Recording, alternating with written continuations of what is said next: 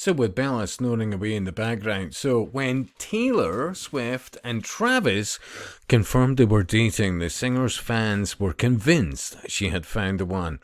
In fact, it's a love story that could actually be a Hollywood movie. The pop star and the sportsman who fell in love as the world watched.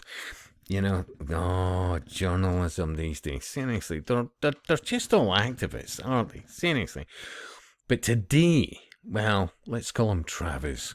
His representatives were forced to deny that they had plans to split later this month after a document written on the headed paper of his US PR company was spread online. So the paperwork, which appears to have been created by Los Angeles-based firm Full Scope, reveals a strategy to make their split and says the date for an announcement is September the 28th.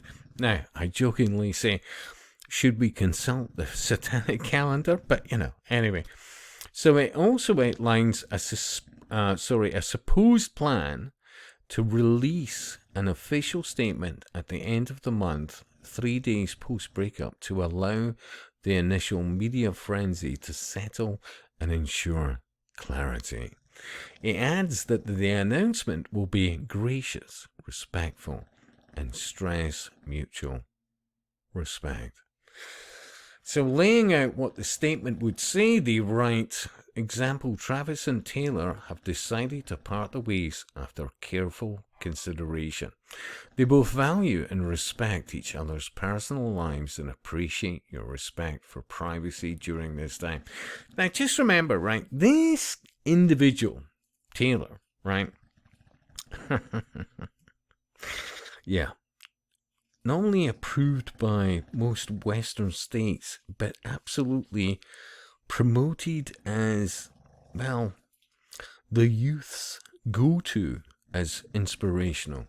In fact, the Scottish government, and I question the legality of this, changed the name of a loch, or as English say, a lake, a body of water in Scotland. They renamed it in honour of Taylor Swift, an individual who, let's be honest, statistically is now middle-aged.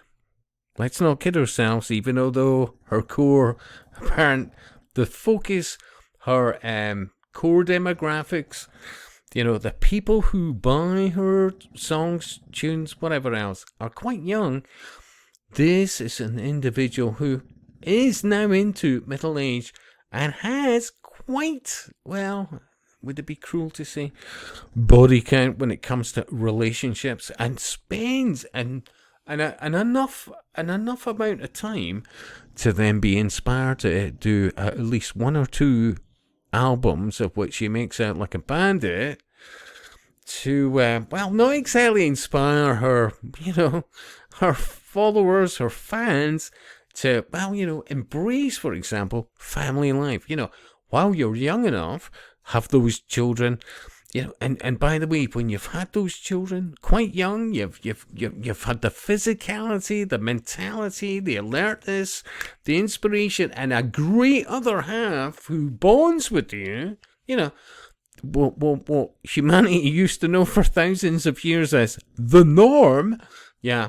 And that's why we've survived so well as a species. Now, you need to look at me as a role model, an icon, or whatever else. And as I just go through truckloads of relationships and while I promote global citizenship, see all this while I, every fucking day, even when she's going to the kitchen, there's probably a jet involved. Okay, a bit of sarcasm, but come on.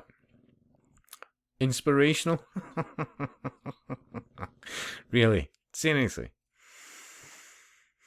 And so, yet again, I am reminded of Rollerball from 1975. I will leave you a link to their specific version of Adagio for strings. And I absolutely say you should watch this a number of times.